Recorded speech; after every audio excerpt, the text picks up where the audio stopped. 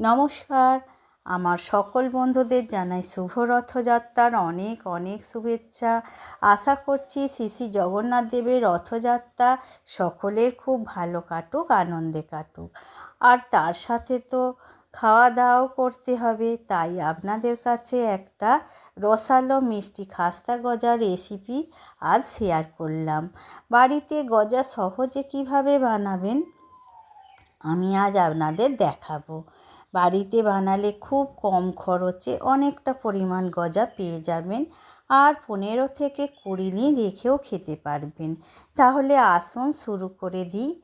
আমি 3 বাটি ময়দা নিলাম, একদম অল্প একটু নুন ও অল্প করে একটু খাবার সোডা দিলাম। খাবার সোডা দিলাম গজাগুলো ক্রিস্পি হওয়ার জন্য। আর দিতে হবে ময়ন।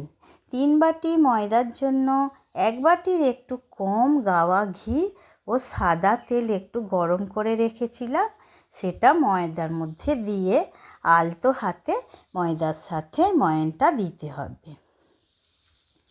তারপর অল্প অল্প জল দিয়ে আলতো হাতে ময়দাটা মেখে নিতে হবে, আর একটু বেশ শক্ত করে রাখতে হবে।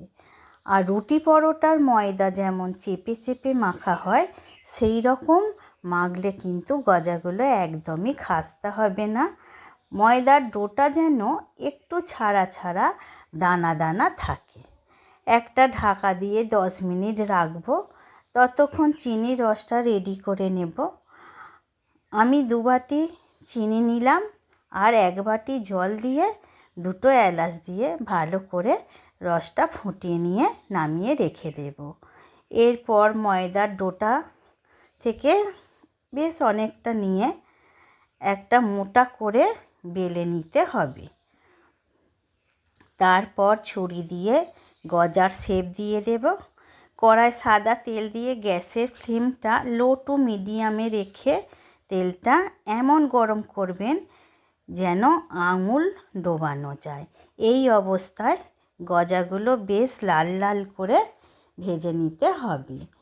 আর একটু ঠান্ডা করে গজাগুলো রসের মধ্যে ডুবিয়ে দিয়ে 10 মিনিট রেখে দিয়ে একটা চাপা দিয়ে দেবেন। দেখুন বন্ধুরা, গজাগুলো কত সুন্দর রসালো আর খাস্তা হয়েছে। আপনারাও তাহলে এইভাবে গজা বাড়িতে বানাবেন। আর রথযাত্রা স্পেশাল মিষ্টি গজা খুব সুন্দর খেতে হবে, আর বাড়ির সকলের খুব পছন্দ হবে। আর বাচ্চাদের তো কথাই নেই, এই রকম যদি গজা পায় তারা তো সারাদিনে কতবার যে খাবে আপনি ঠিক করতে পারবেন না। তাহলে প্লিজ বন্ধুরা, আমার এই ভিডিও দেখে আপনারাও বানিয়ে ফেলুন এই খাস্তা মিষ্টি গজা। আজ আসি, নমস্কার।